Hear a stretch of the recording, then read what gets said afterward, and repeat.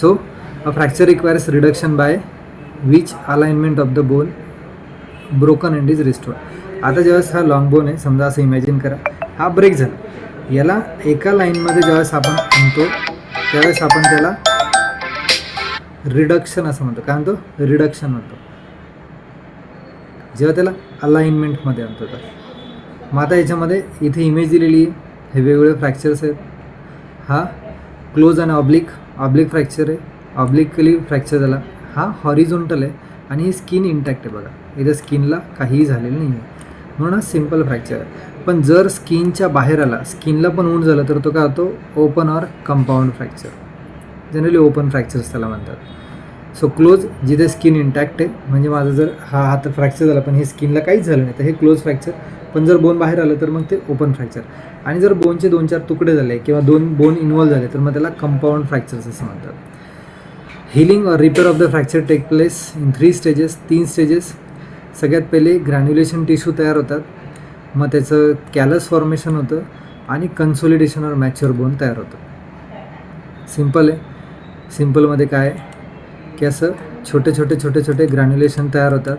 मग या ग्रॅन्युलेशनचं एक मोठं असं कॅलस तयार होतं, म्हणजे फायबर्स आणि बाकी सगळ्या गोष्टी म्हणून मग हे कॅलस तयार होतं.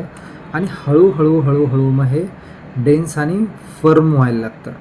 दॅट इज मॅच्युअर बोनमध्ये क्रिएट होतं. सो 3 सिम्पल स्टेज आहे हिलिंगच्या.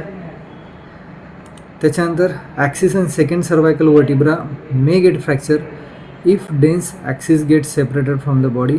It hits the vital centre of the medulla oblongata causing instantaneous death.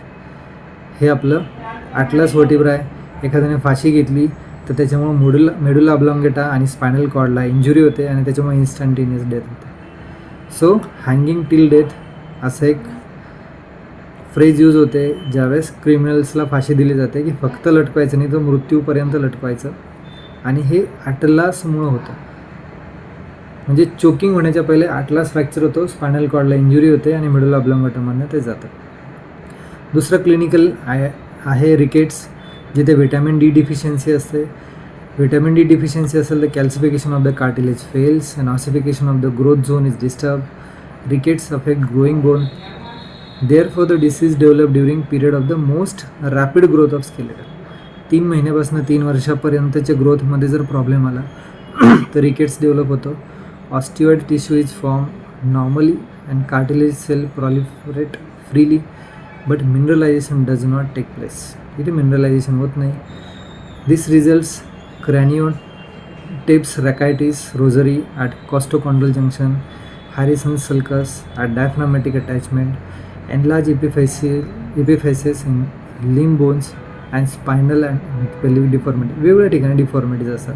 वेगळ्या सायंटिस्टने वेगवेगळ्या गोष्टी शोधल्यात. ह्याच्यात हॅरिसन सल्कस नावाचा एक आहे, क्रॅनिओटॉप्स ऑफ रॅकेटरी रोझरी आहे. For proper development of bone a child requires adequate amount of protein, calcium, vitamin D. Deficiency of calcium and vitamin D in growing children leads to widening of the ends of bone with inadequate ossification. This condition is called as rickets. म्हणजे bones आहे, या बोन्समध्ये हा rickets हा व्यवस्थित grow होत नाही, वेडावाकडा grow होतो आणि हा सरळ ग्रो होतो, हा नॉर्मल आहे. So this is about 2 diseases, that is rickets and fracture. पुढच्या लेक्चरमध्ये आपण क्लिनिकलमध्ये बघणार आहोत स्कर्वी.